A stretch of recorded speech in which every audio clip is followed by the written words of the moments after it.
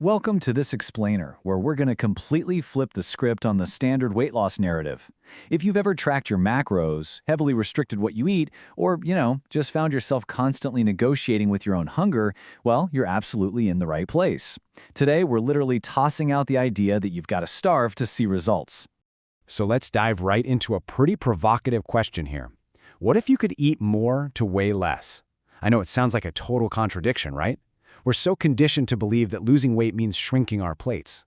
But what if sustainable weight loss actually requires the exact opposite?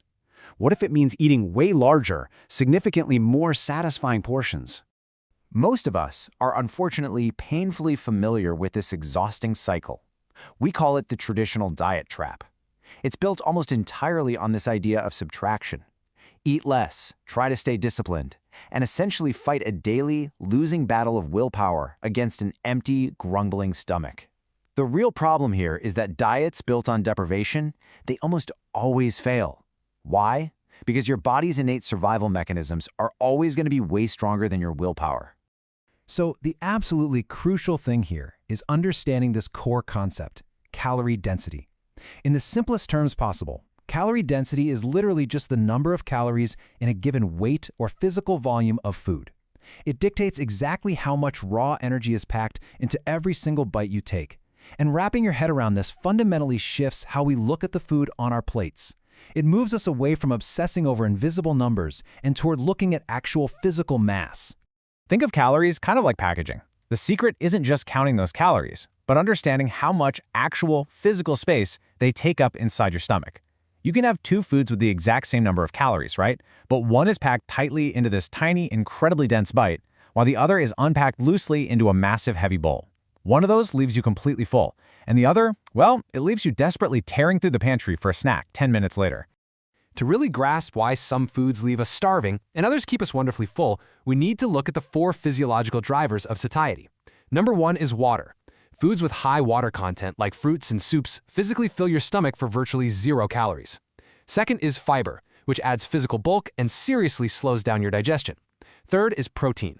Protein exerts a massive effect on your satiety hormones. And finally, fat. Now, fat is fantastic for flavor and hormone health, but it's incredibly dense. It delivers way more calories per bite than the other three. Section 1. The calorie density spectrum. Let's look at volume versus density. Just look at the stark difference here. On the green side, we've got our volume builders, your vegetables, fruits, potatoes, beans, and whole grains. These guys are rich in water and fiber, so they physically fill you up for very few calories. Now, on the red side, we see foods that are really easy to overconsume. Things like oils, cheese, nuts, and highly processed snacks. These pack massive amounts of energy into tiny, pretty unfulfilling bites. Actually, let me be totally clear here. The foods on the right aren't bad, not at all. They just don't trigger strong fullness signals relative to the massive amount of calories they're carrying. And here is exactly why that matters so much. Your body doesn't actually have a tiny calorie counter inside it. Instead, the physiology of fullness relies on stretch receptors. When you eat high-volume foods, your stomach physically expands. Those stretch receptors activate and fire off clear signals to your brain saying, hey, we've had enough down here. Low-volume, high-calorie foods totally bypass this mechanism. A tiny handful of chips simply doesn't stretch the stomach, which creates this massive mismatch between the calories you just ate and the fullness you actually feel. I absolutely love this insight from the source material because it's just so incredibly validating. When people struggle with dieting, it's often not a willpower problem, it's a volume problem. That right there, that completely removes the guilt and shame from the whole equation. If you're hungry all the time on your diet, you aren't weak, you don't lack discipline. If your food lacks physical volume, your body naturally, biologically, thinks it's still hungry. It's functioning exactly how it was designed to. Section 2. A tale of two meals. Let's compare 600 calories. Take a look at the massive contrast in visual volume here. Both Scenario A and Scenario B contain the exact same amount of energy, right around 600 calories. But look at Scenario A. You're getting a massive baked potato, a whole cup of black beans, and 2 full cups of mixed veggies. It's a huge, heavy plate of food. Then compare that to Scenario B. Just one single slice of pepperoni pizza and a tiny little 2-ounce bag of chips.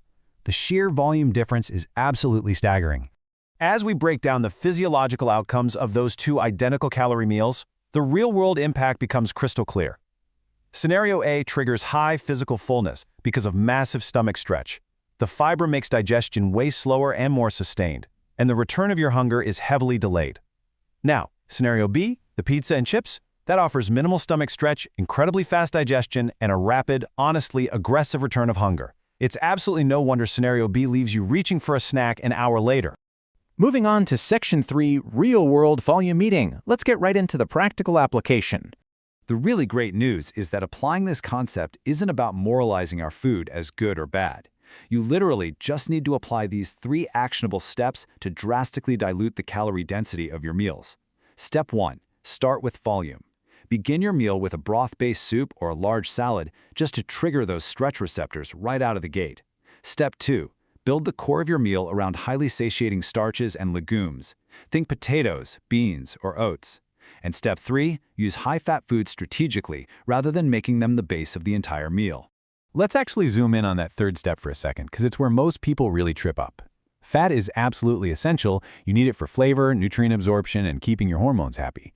But because it is so incredibly calorie-dense, you have to manage it wisely. So, try to drizzle your olive oil, don't just pour it from the bottle.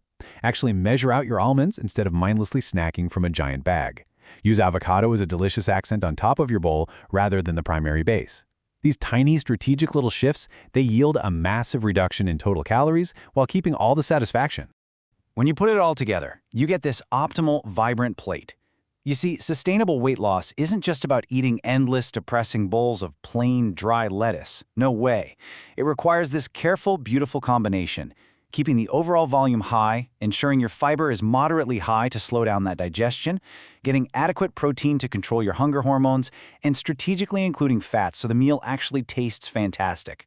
If you take just one thing away from this explainer today, let it be this exact phrase. The goal is not restriction, but calorie dilution through structure. It is such a profound mindset shift. You completely stop asking yourself, how do I force myself to eat less? And instead, you start asking, how do I assemble a plate of food that lets me feel completely full and satisfied on fewer calories? But as amazing as this volume strategy is, mastering physical fullness is really only half the battle. Because let's be real, we've all been there, right? You eat a huge filling dinner, your stomach is physically stretched and totally full, but your brain is still desperately craving a brownie. So why exactly does that happen? Well, that leaves us with a fascinating question for our next explainer, where we're going to dive deep into the powerful hormones, metabolic feedback loops, and sneaky brain signals that control the other half of our appetite. You definitely won't want to miss it.